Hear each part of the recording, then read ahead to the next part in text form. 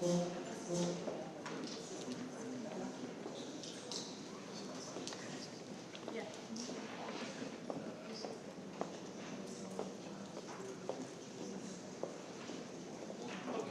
we'll get started. I want to thank you all for coming out this evening and starting a new mini-series on the Eucharist, which, of course, a lot of people think they know about, and a lot of people often have a lot of opinions about.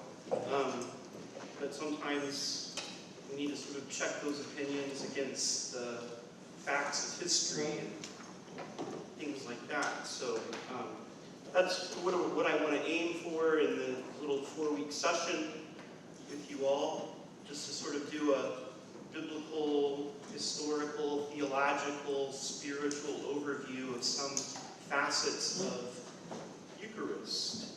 And to sort of launch us, I'm going to, by the way, there's Bibles there if you want one, or, I don't know, maybe you brought one. But because tonight will be sort of heavy in the scriptures, there's a handout. Of course, it has, I'll explain it in a moment, that is from a synopsis, which is a book, this book.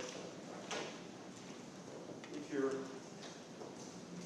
biblical nerd and you want to really have a detailed look at the 4 Gospels together, it's called a synopsis of the 4 Gospels, and it puts in column format all of the texts of the Gospels, the 4 Gospels. You can see their similarities and differences. And so, regarding the institution narrative from the Last Supper, Maria gladly photocopied from that so that I'll be referring to that. But before we get into that, I'm going to start with sort of this will be our prayer / reflection. So, I'm going to take the passage from the road or the journey to Emmaus in the Gospel of Luke, in the 24th chapter of Luke's Gospel, and sort of do a mini Lectio Divina with it. Have you guys heard that term, Lectio Divina? Yes. Yes, Father, or no Father? Yes, Father. So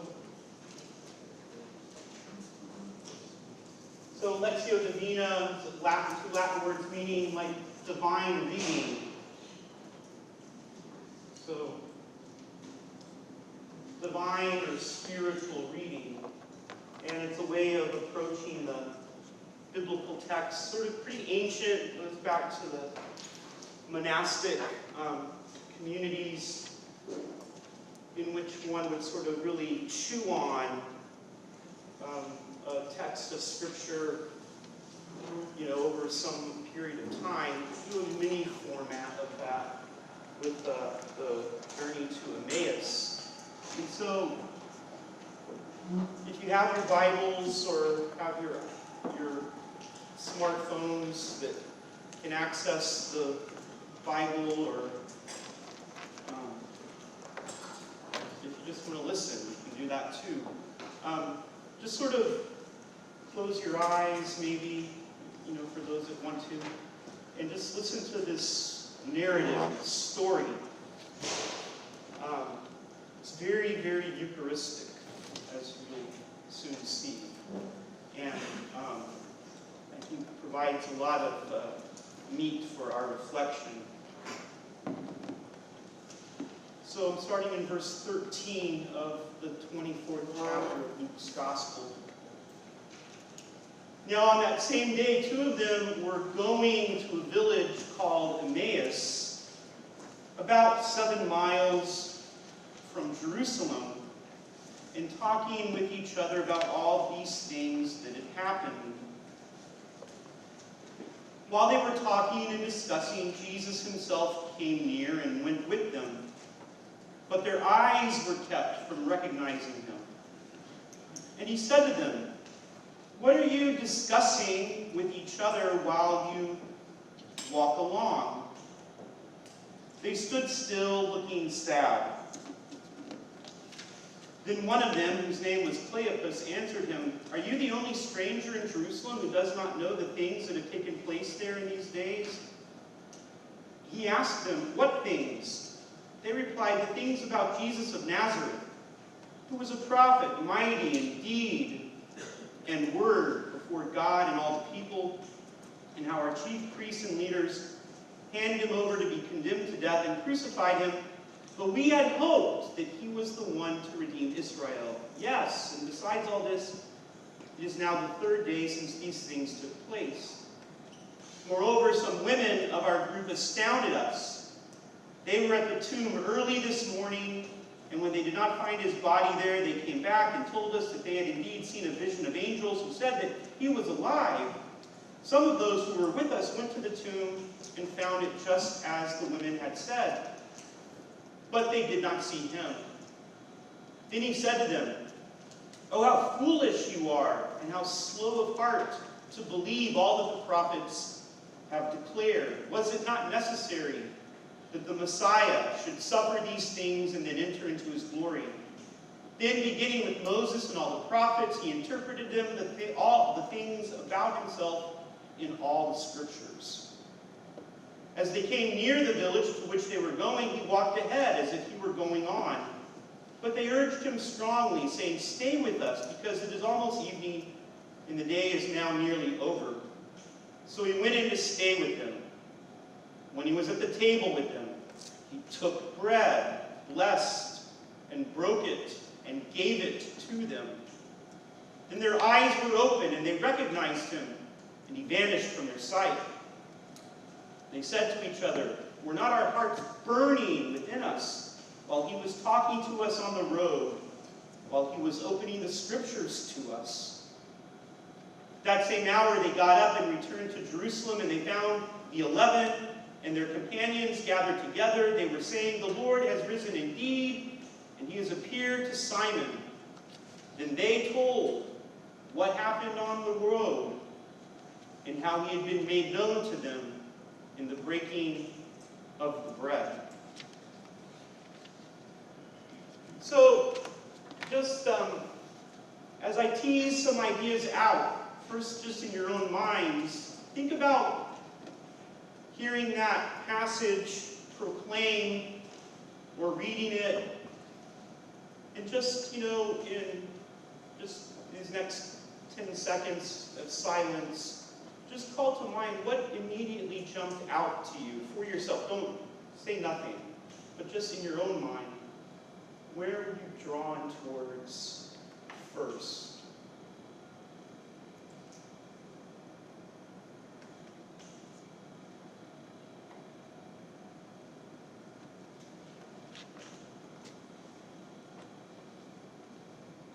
Okay, and just sort of maybe if something came to mind, or if not, that's okay. But if something came to mind, just sort of, put that, on the back burner now. And don't forget about it, okay? But, put on the back burner. You're sort of watching it, slowly boil.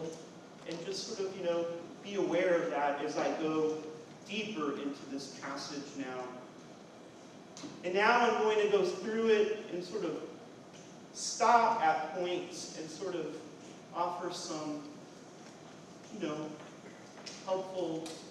helpful reflection on some ideas. On that same day, now what day is this? This is the first day of the week. This is remember the passage immediately before this is Luke's account of the empty tomb, right? Whose tomb? The tomb of Jesus. He's not there. His body's not there. And the women who encountered it have come back, as we'll soon hear later in this story, and have said his body's not there, but they've been told that he was raised, right? And so it's totally confounding everybody. We saw him die a horrific death. And now it's the first day of the week, right? And in Luke's gospel, that's a very important idea, the first day of the week. What happens on the first day of the primordial week in the book of Genesis? Creation begins, right? Back in Genesis 1, light is created. Order is brought to disorder. Cosmos is brought to chaos, right? In the beginning, when God created the heavens and the earth was formless and without substance, right? And the Spirit of God hovered over the primordial waters of chaos. And God said, "Let there be light," and there was light, right? And proceeds to be the first day, according to the text of Genesis. So this says the same day, but we know from earlier in the story of Luke's gospel, earlier in this chapter, this is the first day of the week. So this is the day of creation. Two of them are journeying to Emmaus. We don't know much about Emmaus. We think maybe it was sort of like the Las Vegas of its day, you know?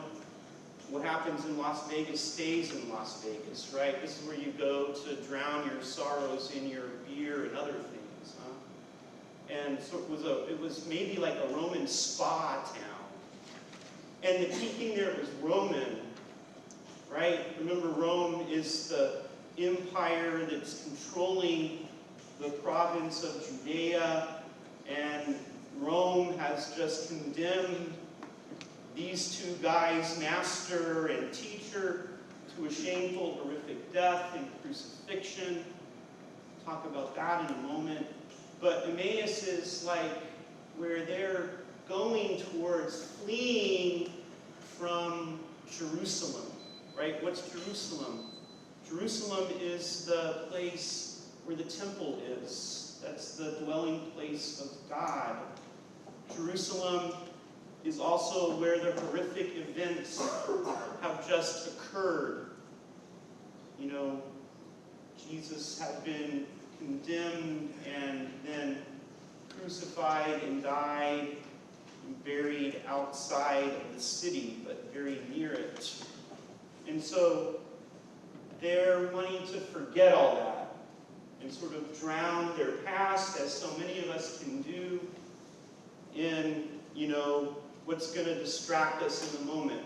Sort of like my cats, when I want them to get, you know, to stop, you know, bothering me, and I throw a crumpled up ball of foil, right? It's going to, you know, they're easily distracted. We can easily become distracted. And sometimes we want to sort of distract ourselves because of the pain of life, right? This is what Emmaus represents, right? So about 7 miles from Jerusalem.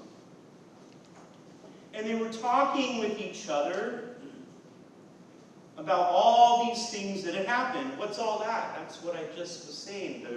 The things that had just happened. This is the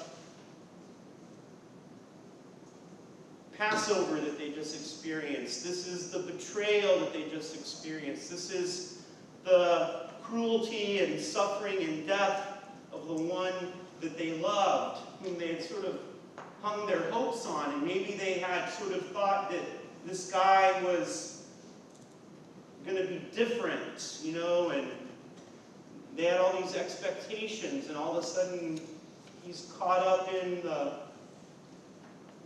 you know, the destruction that comes about when bad religion meets bad politics, and they become a horrible bedfellows. And this is what they're talking about. They can't stop talking about it. When something really bad happens in our lives, you know, we can begin to fixate on it, right? This is what they're talking about, all these things that had happened. And maybe also they're talking about this strange sort of news that they've just heard from these crazy women, right? You know, who gone to the tomb, and Jesus, who we saw him crucified. And unlike our sort of very sanitized versions of crosses and crucifixes, crucifixion and the cross was not pretty. It was the state-sanctioned form of execution of its day. And the Romans doled it out, all the time as a form of punishment for especially like sedition or treason against the empire, and particularly to keep subjugated populations that they had brought into the Roman orbit in control. Because it just wasn't for the person that they deemed a criminal and deserving of death. It was more a public act to say, hey, if you get out of line, this is what's going to happen to you too. Right? So it was very public, very cruel, and it was meant to instill fear. It was terror. It was state-sanctioned terror. Right? So this is what they're talking about. And so it happened that while they were talking, and I love this, this is the Greek verb here that's translated talking or conversing, maybe some of your translations. This is the root of our word for the homily, right? So, homilein in the Greek, which is a verb meaning to sort of like converse or to reflect, right? And so at Mass, the homily is the time in which we converse or reflect on what was just heard, what was just experienced in the liturgy of the Word, the readings, or bringing that to bear upon one's daily life, right? So homily, you can impress your friends now because you know the etymology of homily, okay? So homilein means to converse. And these guys are sort of conversing, reflecting on what has just happened to them, right? Think of them in the middle, if you will, of sort of a gigantic liturgy of the Word experience, okay? So while they were conversing, talking about, reflecting on, and discussing, Jesus himself came near and went with them. But their eyes were kept from recognizing him. We might ask ourselves, well, why is that? If the narrator is saying Jesus is there and it's not that long, it's just a couple days since they saw Jesus alive, so what's preventing them now in the moment being unable to know him or see him? Right? Sort of keep that as a question. Something about the resurrection, which is not merely a resuscitation, right, of one's physical body. But this is sort of a new reality, right? Going beyond human understanding of time and space, but yet there is a similarity and difference at one and the same time. So, but again, we're coming up against the reality of mystery, which sometimes the less said, the better. Maybe, I like the one little statement that the late Pope Benedict, in a real early work of his, when he was a young priest and a professor of theology, in his Introduction to Christianity, which is a really great work, by the way.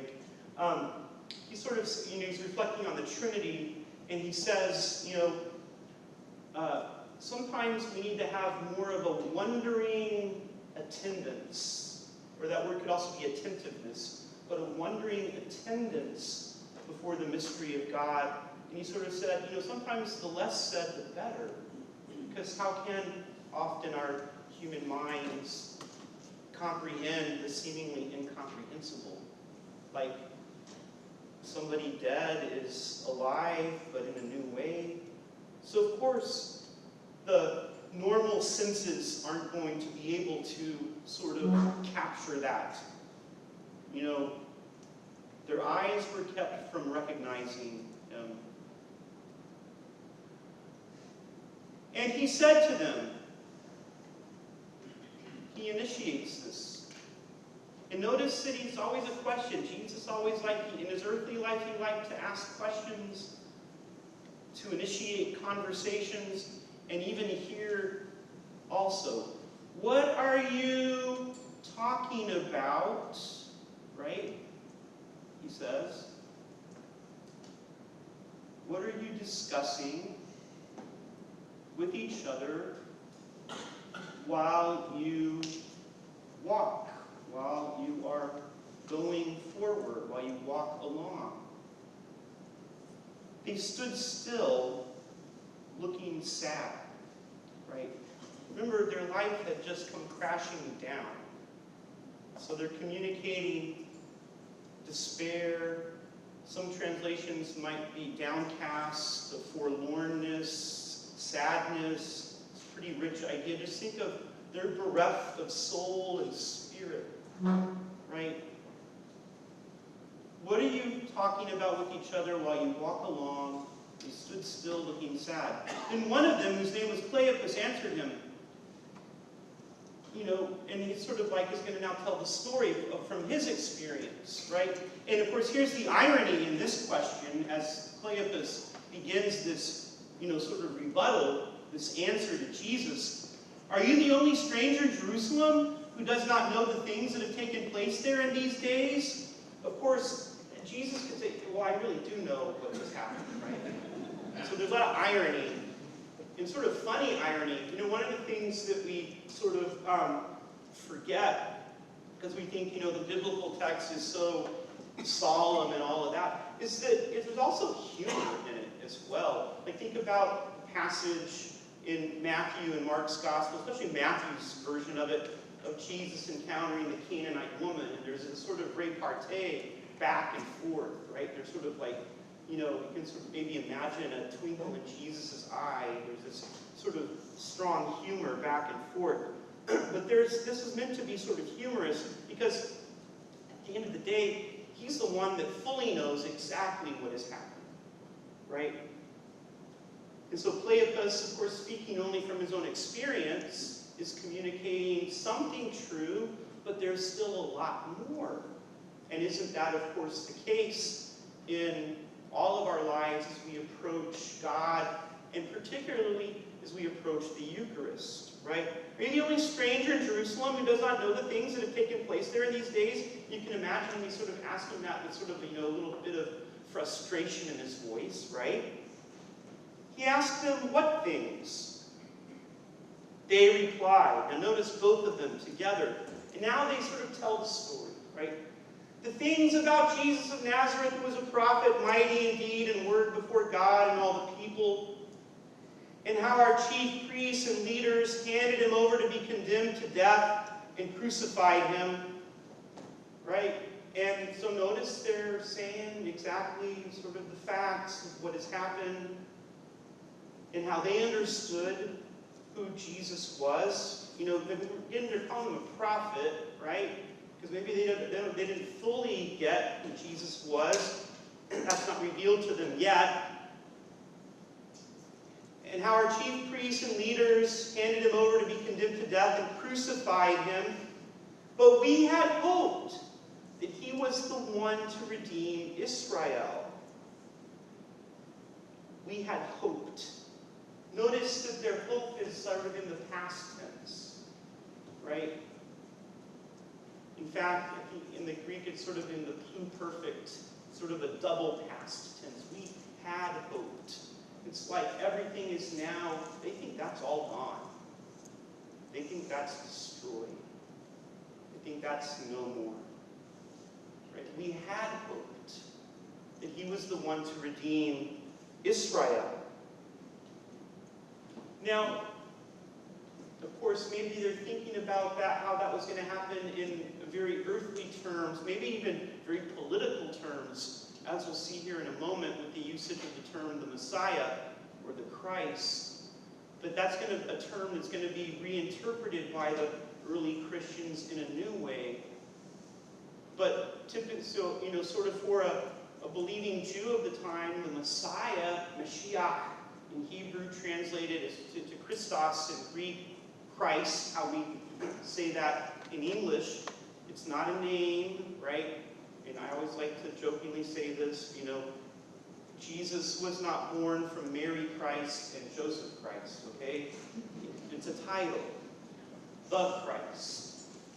Ho Christos. Ha-Mashiach in Hebrew. And it communicates a lot, especially at the time.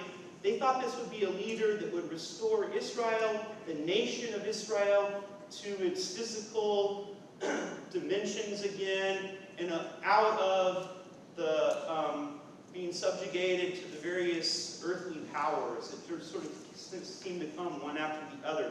The Assyrians, the Babylonians, the Persians, the Greeks, now the Romans for a long time. And so there had been sort of this expectation that somebody sort of like a new King David figure would arise to restore the political and earthly dimensions of Israel, right? Of course, that hasn't happened.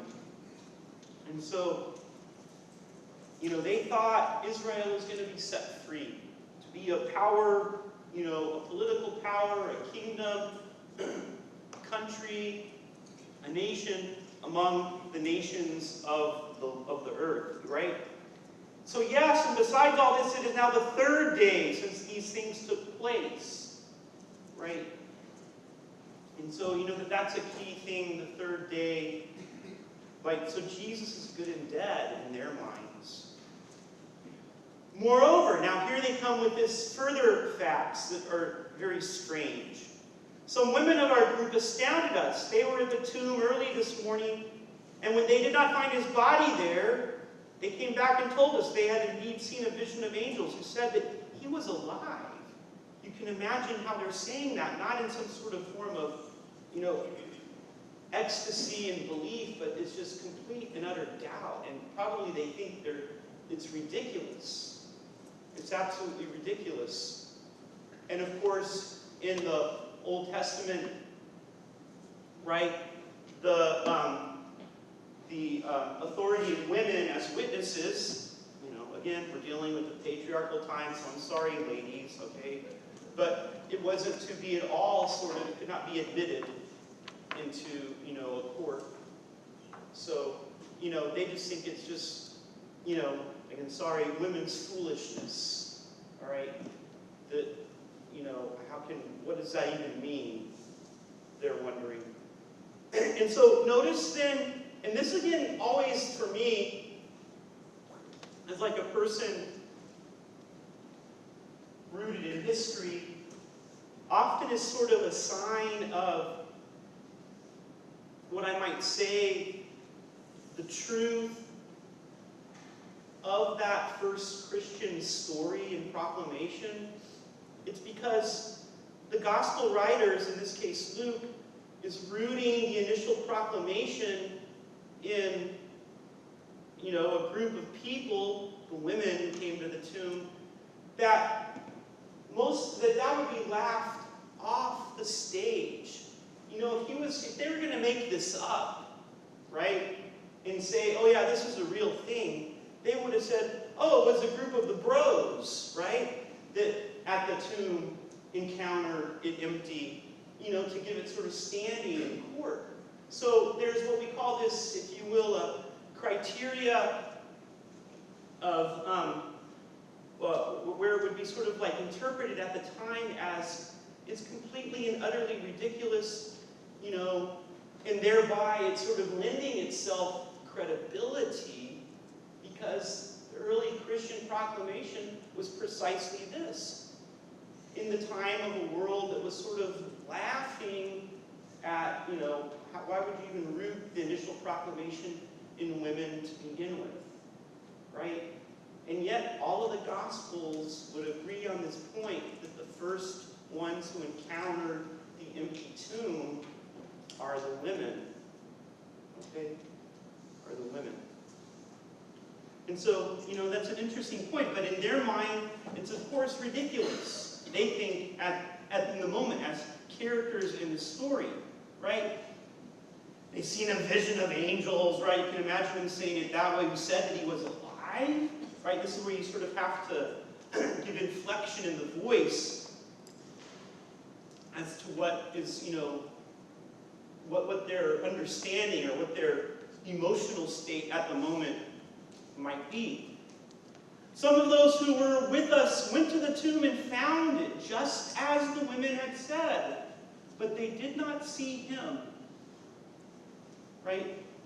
Then he said to them, "Oh, how foolish you are." This is Jesus. "And how slow of heart to believe all that the prophets have declared." And then here now is the reinterpretation of what it means to be Messiah or Christ. Was it not necessary that the Christ, the Christos, the Messiah, the Mashiach, should suffer these things and then enter into his glory? Of course, it's not immediately apparent for them because in their minds the Messiah is going to be like this superhero figure that doesn't suffer. Right? This was the typical, normal, Orthodox Jewish understanding of Messiah. Again, you and I are both blessed but also cursed by 2,000 years of tradition in which, oh yeah, Jesus is the Messiah, is the Christ. But at the time, this was a whole new way of understanding the Messiah, the Christ. The Messiah was not supposed to suffer and die. Again, he was going to be this political figure that returned Israel to glory as a nation and out from under subjugation of the powers of the day. And that hadn't happened. But now we begin to see the early church's proclamation and understanding of the Messiah not as one who is a political ruler that's going to come and restore Israel's earthly fortunes, right? But in this new way of entering into suffering and death.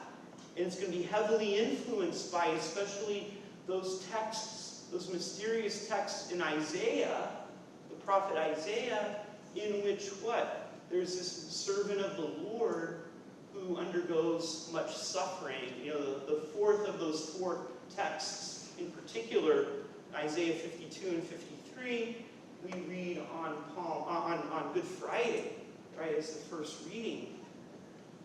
But he's going to now say, no wonder they can't see him, right? Remember it says that their eyes were prevented from recognizing him because they had to see exactly through the suffering too.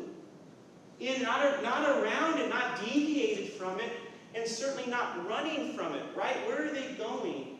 They're going to Emmaus. They're fleeing the place of suffering, passion, and death because they don't want to look at it. They can't bear it. They want to drown their sorrows in, the Palestine's first century version of, the bar and the beer and the wine, right? And maybe wake up the next day and try to get on with their lives. But he's saying, no, you have to enter into the suffering. Oh, how foolish you are. How slow of heart to believe all the prophets declared. Was it not necessary that the Messiah, the Christ, should suffer these things and then enter into his glory? Right? You only come to Easter Sunday, you only come to resurrection through Good Friday, through the cross. Then beginning with Moses and all the prophets, it's sort of like a term to talk about what is basically our Old Testament, Moses and the prophets, right? Is often the term. If any of you have Jewish friends, how do they refer to what is our Old Testament? What is the Hebrew Bible? They call it usually the Tanakh, guys heard of that term? Tanakh, which is an acronym for 3 words. Torah, you guys have heard the word Torah, right? That's the law. That's Moses. Or the teaching is better translated Torah. The N, right, Tanakh, is the Hebrew word Nevi'im. That's the prophets, right? Follow the prophetic corpus in the Old Testament. And then the Tanakh, the K, right? The K is the Ketuvim. That's the third and last part. That's the every other book. That's what's translated as the writings. And so this is sort of like what we might call the wisdom literature, like so Psalms and Proverbs, Ecclesiastes, and Job, and some other texts. And so when the when the writer of Luke here is saying, it says, then beginning with Moses and all the prophets, it's sort of this all-encompassing term to talk about this, Israel's scriptures, which is, for the early church, there's no New Testament yet. And I can't emphasize, underscore, underline, and highlight this enough. In the first century, Christianity was not a separate religion. It was born within the matrix of Judaism. It was a movement of Judaism. It was a Jewish movement. Okay? And so it's a particular movement, though, that's going to say that the Messiah has come in very strangely and oddly and weirdly into the ears of a typically Orthodox Jew of the time. The Messiah has come in this guy that was condemned to death and is hanging on a tree. Doesn't Deuteronomy place a curse on something like that, And the early followers of, we might call it the Jesus movement, those early followers of Jesus, they're saying, yeah. So again, another weird element, to the fact that, women are the first one to bring about the confession of, or the profession of the empty tomb. And then now, in this very strange and odd way, that you're saying, this is the Messiah? He's not the political Ubermensch, Superman figure that's going to restore our earthly and political fortunes. You're saying, and bring us out of subjugation under Roman domination. We still seem to be under the yoke of Roman imperial authority and military power. So what's changed? Right? But it's the fact of the proclamation of the Christians is, those first Christians, is that the thing that's changed is death no longer has control over the human situation. Right? It's in and through suffering and death, not avoiding it, but it's precisely in and through it that one then comes out the other side by the power of God. Right? That's going to be Christ has died, Christ is risen, Christ will come again. That fundamental Christian proclamation. Right? So as they came near the village to which they were going, he walked ahead as if he were going on. But they urged him strongly, saying, stay with us, because it is almost evening and the day is now nearly over. So he went in to stay with them. So up to that point, what we've sort of been experiencing is liturgy of the Word. We have them bringing their experiences of life, have them homileing, right? Conversing, reflecting, talking about, discussing what had happened. Then we have now Jesus, though at the moment they don't recognize him as the one that they knew in this life, but he unpacks, reflects on, reveals to them the scriptures, right? This is all liturgy of the word stuff. And that's always anticipatory and prefatory to then what happens next. It's absolutely essential, right? And it's not going to then lead into then the word leads into the meal, right? So the word leads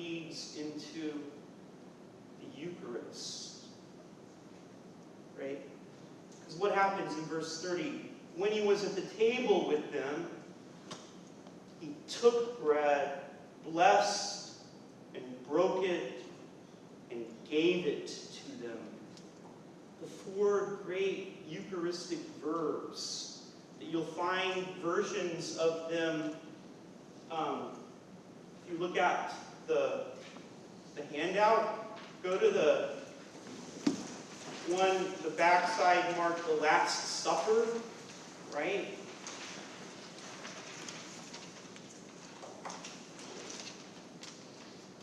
And just look at the very similar language. This, of course, is about the institution narrative, as it's called, right? The institution narrative, which, is important for us.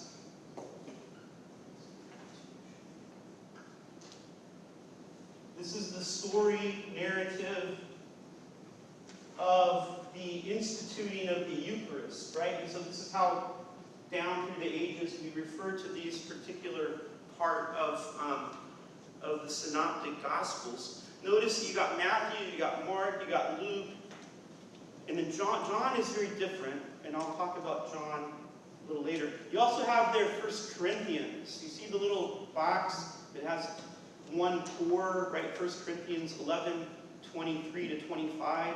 That's because the first letter of Corinthians, Paul writes the oldest institution narrative that predates the Gospels.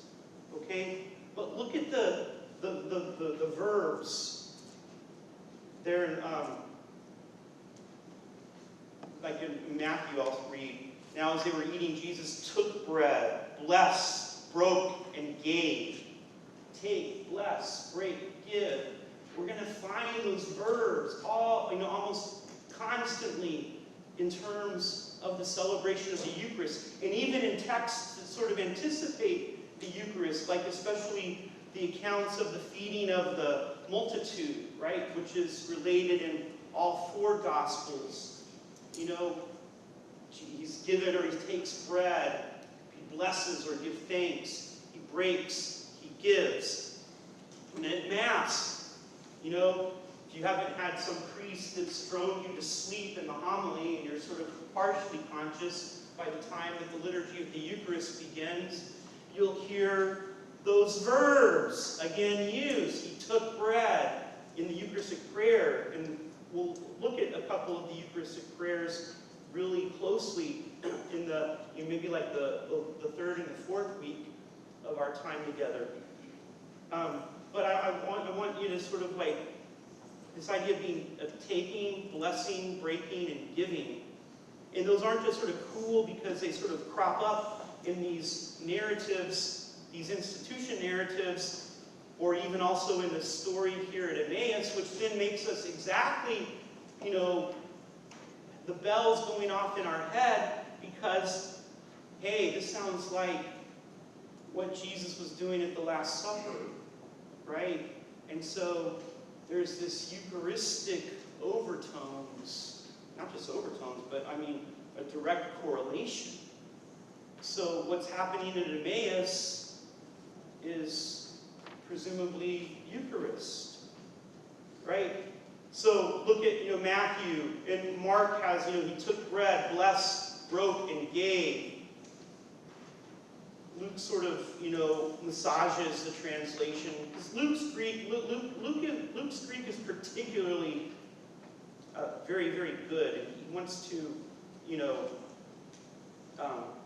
if you were to take Greek and begin to really dive deep into the Gospels, you'll notice that, there's different styles that each evangelist has. So he took bread, and when he had given thanks, he broke it and gave. But the same idea is there. But then go to Paul, there in 1 Corinthians, which again is the oldest. And by oldest, I mean 1 Corinthians is probably written sometime in the 50s of the first century. So you're only going about 20 years after the purported events of the death and the resurrection, right? So by the time Paul writes, and what he's writing in 1 Corinthians, of course, is saying, he's saying this was what was handed on to us. So by the time he's writing, he's saying, this is something that we've been doing, right? So we're going back to the earliest day. I can't stress that enough. We're going back to the earliest days of the first Christians, certainly the first generation or two. But read there in the 1 Corinthians text, for I received from the Lord what I also, this says delivered, but handed on. This is paradosis, this is tradition. It's what you hand on. What I also handed on to you, that the Lord Jesus, on the night when he was betrayed, took bread, and when he had given thanks, he broke it and said, this is my body, which is for you. Do this in remembrance of me. In the same way also the cup after supper, saying, this cup is the new covenant in my blood. Do this as often as you drink it in remembrance of me. So I draw your attention to those texts there in which we sort of see the New Testament's presentation of the actual texts of institution, right? In the three synoptic Gospels, Matthew, Mark, and Luke, and in the first letter to the Corinthians, St. Paul. Now, I don't want to go down the rabbit hole right now of talking about John, but I will bring out John in a big way later on in our times together. But John's Gospel does not have an institution narrative of the Eucharist. And some people might go, why is that?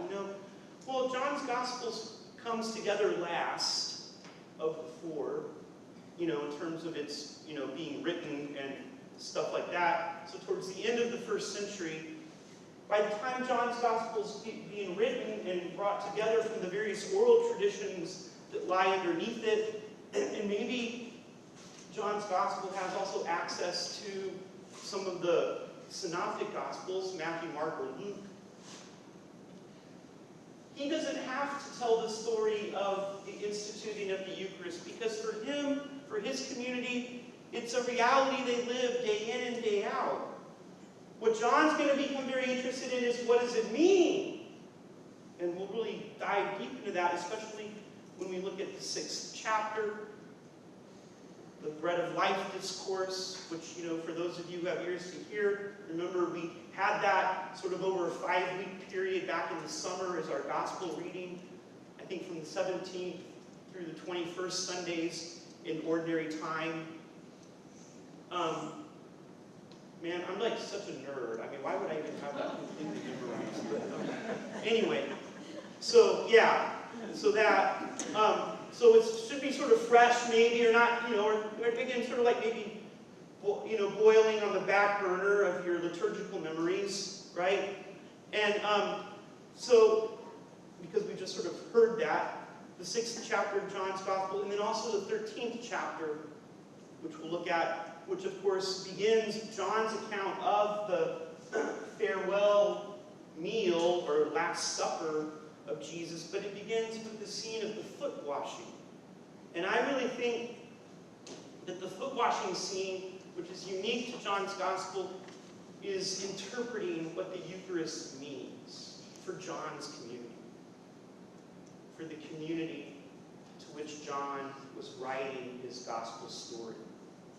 Okay, it's very rich, and I sort of say that as a preview of coming attractions. But back to Emmaus, right? So those Eucharistic verbs.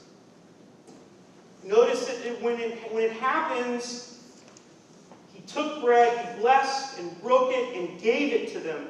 Immediately their eyes were opened, it says. And then he vanished from them, and they recognized him, and he vanished from their sight. It's like they, at the moment, realized what has been going on in their life, as is often the case. When we think about God, that particularly in the moment, we might not be aware, we might not see. But it's when we look back, it's when we think about, reflect, discuss, converse, that revelation can happen. When the story is told to us again and again and again, it's why there is this pattern of repetition in the Eucharist. And it's not, the bishop likes to make an interesting distinction. I think he's on to something here. between something being repeated and something being redundant. And repetition is a good thing, because repetition grounds us. You know, just think about when you wake up every day. Most of you are sort of repeating, sometimes, you know, unconsciously. Well, I hope you're conscious, but, you know, sometimes you're just sort of doing it in autopilot mode. You know, your behaviors and actions that you do when you get out of bed, right? That's repeated behavior. It's not redundant, but it is repetition. It's repetitious. But that's not, you know, in ours, you know, we always think, you know, it's got to go for the brand spanking new and fantastic and over the top and dramatic for something to break into us.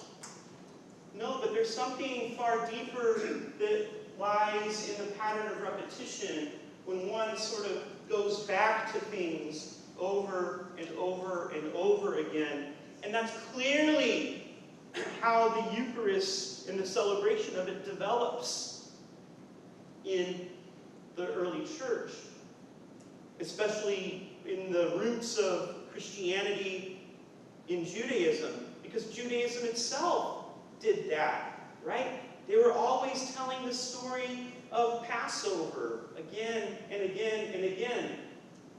You know, and why the Christian Eucharist then is sort of rooted in the Jewish understanding of Passover.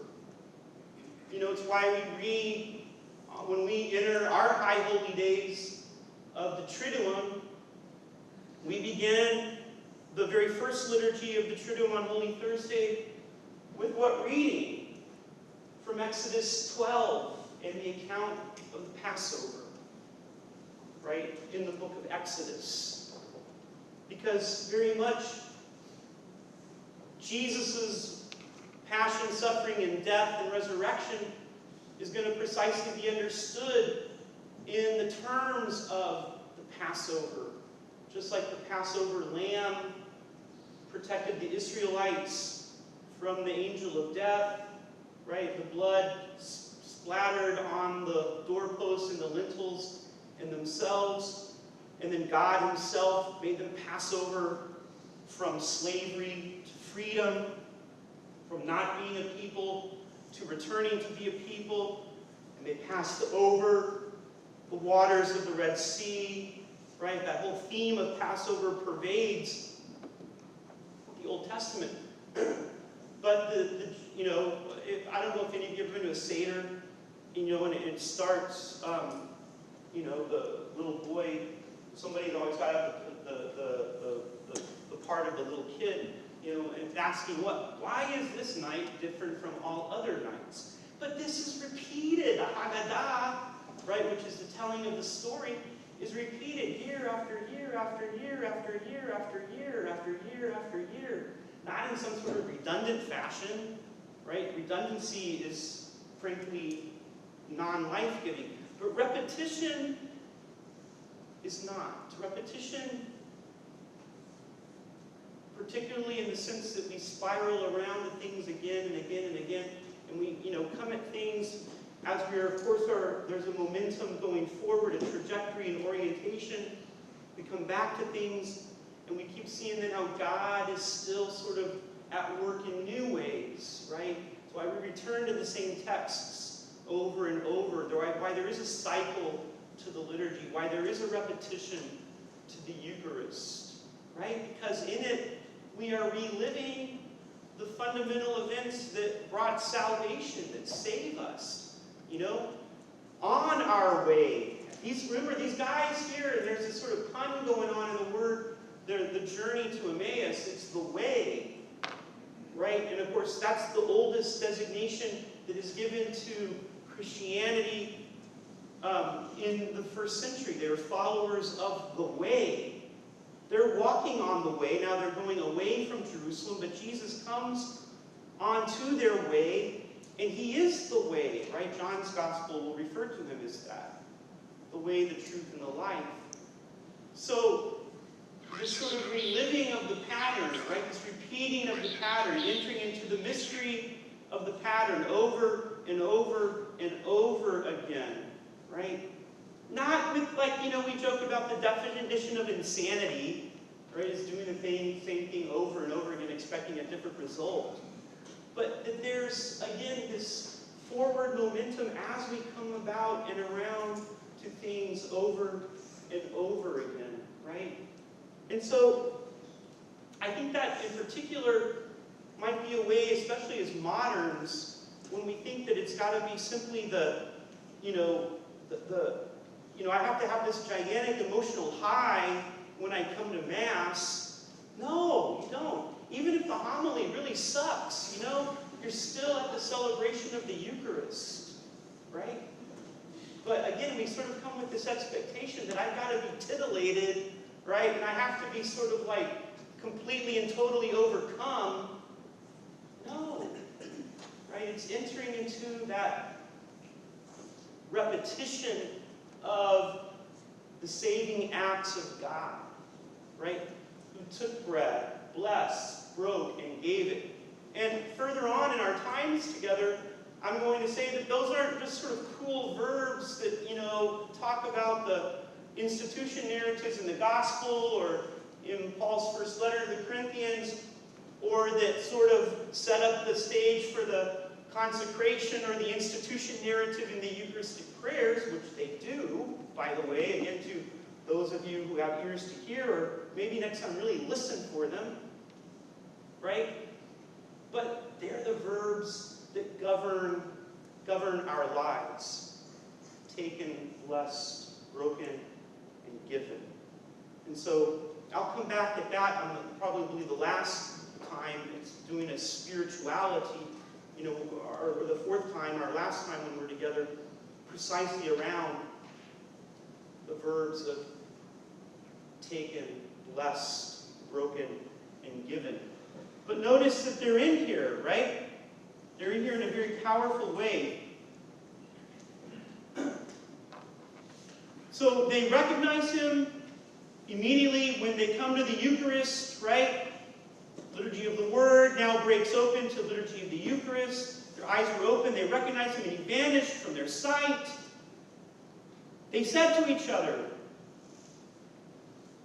"Were not our hearts burning within us while he was talking to us?" My translation says on the road, but this is on the way. This is the way, right? And a road can be an adequate translation of this word in Greek. But, I think it speaks more powerfully to the idea that this is the way, because that's what they were called first, followers of the way.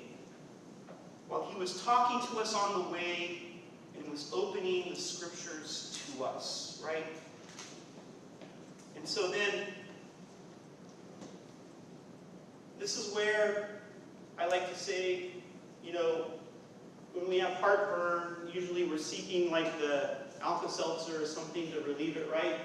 But this heartburn is good, right? This is spiritual heartburn, right? We're not our hearts burning within us, right? Think of the burning bush in Exodus chapter 3, when Moses comes to that, mind-blowing experience. And they've just had a mind-blowing experience on the way. Now, they were running away, but nevertheless, God and Jesus enters into their fleeing as, hey, they all fled from him, all the guys did, there at the crucifixion.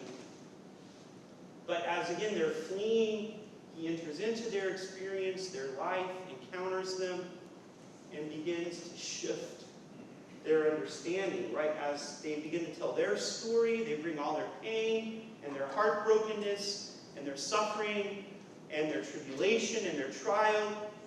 He sort of reorients them with the liturgy of the Word, right?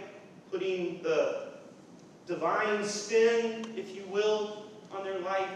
And then when they come then to break the bread, right? Taken, blessed, broken, given, their eyes are open and they recognize him. So, this is exactly what, a type of, the spiritual heartburn is something then that brings about this change. So yeah, the burning bush, right? Moses in the burning bush. He has this experience which totally blows his mind. The bush that's on fire and burning but not consumed. And then this deep encounter with God. And they themselves have this type of experience on the way, right? In the recognition of, we thought we saw him dead. We thought we saw him crucified. We thought we saw him gone. But now he is with us in this new way, right? This deeper way, beyond the confines of history and time and space. And then this sort of makes a complete change in them. That same hour, they got up and returned to Jerusalem. So they go back to the place that they had been fleeing from in all of its heartache and heartbreak, where they had experienced that in their own sort of betrayal, in their own sort of denial. They couldn't stay with him, right? The text of the Passion narrative say that they all fled, right? Peter denied, Judas betrayed. Those are just sort of, denial is just simply our nice way of saying, we don't want Peter's betrayal to be as bad as Judas, but it basically is. In other words, they all could not stay. And so they flee from that place because it's too heartbreaking, too painful. They want to drown their sorrows and their sadness in their first century form of beer and wine, the Las Vegas of the day. But they get up from Emmaus, which was the Roman spa town, and they go back to the place, to the heart of Judaism, right? The temple. And then also where all this happened. They found the 11 and their companions gathered together. They were saying, this is the early Christian proclamation, the Lord has risen indeed. Right? We don't really do this in the West much, but in the Eastern Church, during the Easter season, as one greets a fellow Christian during the Easter season, I would say, Christ is risen, hallelujah. And then the response is what? He's truly risen, he's risen indeed, hallelujah, right? In Greek, Christos anesti, hallelujah, alithos anesti, hallelujah. That's how they greet each other in the Easter season, right? What a beautiful idea. But there's that very language. The Lord is risen indeed. He's truly risen.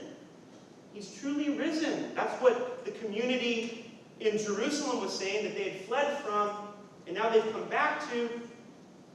And then they sort of talk about it. He's appeared to Simon.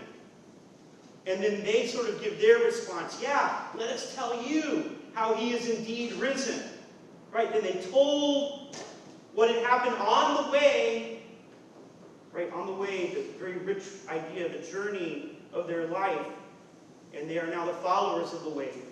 And how he had been made known to them in the breaking of the bread. The breaking of the bread is the oldest term for the Eucharist. Breaking of the bread. It's referred to that in the Acts of the Apostles. We see it in other ancient, early apostolic writings. We see it here in the story of the journey to Emmaus and back to Jerusalem. The breaking of the bread. So it's in the Eucharist they encounter the risen Christ, right? The risen Messiah. So that's Emmaus. That's the story of Emmaus. And I want, for you all, here's your homework. Okay? You have the text there that I referenced of the Synoptic Gospels accounts and 1 Corinthians account of the institution narratives. And on the other side, you also have sort of the lead into that, but basically what those institution narratives of the Eucharist are communicating is that it is a reinterpretation, at least in the Synoptic Gospels' minds, of the Passover meal, right? Because that's what they're preparing to participate in on the night before Jesus died, right? Is the Passover. They're gonna have a Seder, the Seder meal. And so that other side sort of, sets the stage for then later on that I've been referenced there. He takes bread and then he takes the wine and says, "This is my body, this is my blood." Okay, so what I want you to do is there's another person in that story of the journey or the way to Emmaus. And they're unnamed. And many people have often, thought, well, who is this? Is this... Some people will say, well, this is Cleopas' wife. And, that's maybe... the text actually doesn't ever say. It just says Cleopas, there were two of them, and then at a certain point they name one of them. But what I want you to do is simply to sort of place yourself,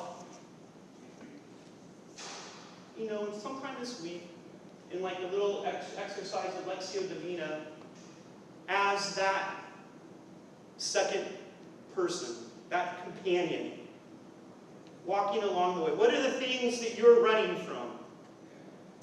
What are the things that you're fleeing? What are the things that are breaking your heart? What are the things that are overwhelming you? What are the things that you don't want to face anymore? Right? The many experiences of death in small and big ways that death can enter our lives. Right? In anticipation for the time when all of us are going to actually physically die. Right? What are those things? And where are you going? Right? What's your Emmaus? Where are you wanting to drown your sorrows? How is it you want to be distracted? How is it that you seek sort of refuge in, addictions, which is a type of repeated behavior, but I would say it's a type of redundant behavior because it never goes anywhere. Or many, many other things, right? Not in a sense I'm not throwing out judgment. No. This is simply to have you enter into what becomes your own journey to the Eucharist, right? And it's in and through that we then come and you come to hearing the Word, right? As you are able to tell your own story, as you are able to mention and name and claim what brings you pain. Wow, that's really poetic there, right? Being able to seize that and own that. And then, right, it's brought into the light of the Word of God. As the letter to Hebrews says in chapter 4, the Word of God is living and effective, right? It's able to go in between the crevices and cracks of the bone and the marrow of our lives. Right? That's what we do as we come to the Eucharist. And then, of course, moving from the Word to the table, to the meal, right? Taken, blessed, broken, and given. So, and then everything's reoriented, or hopefully, we're always on this journey too, right? So take that passage of the road, the way, the journey to Emmaus, place yourself in there, right? And then next week, this is just for you. This is just simply for you. Next week we'll really dive deep into specifically the text here of the Synoptic Gospels and the text of John's Gospel, and then also looking at some of the early fathers as they describe for those very, very first non-Christians that are hearing about, what is it you guys do? They think they're cannibalizing flesh, right? Or, they're eating human flesh. And one of the early apostolic fathers that I'll give you a copy of, Justin the Martyr, is going to say, no, this is what we do. And when you hear it and see it, you're going to say, wow, this is what we do. Wow, this is what we do 1,900 years later. The reality and the reverence of repetition that makes us enter into memory, the memory passed down through the ages, right? And it connects us in a real way to, the mystery of God, who is victorious over pain, suffering, sin, and death. And for that, that's why we do Eucharist. And I sort of purposely did not translate the verb or the word until right now. And you all know what it means, I hope. If not, man, you really need some remedial work done on you, right? But Eucharist is thanksgiving. It means to give thanks. Simply and directly. To give thanks.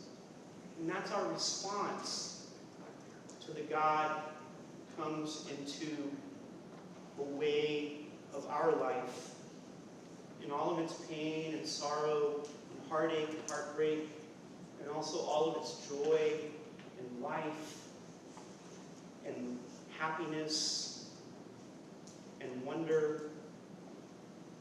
We're meant to and called to give thanks. Give thanks. Okay. So I'll see you all next week. Thanks.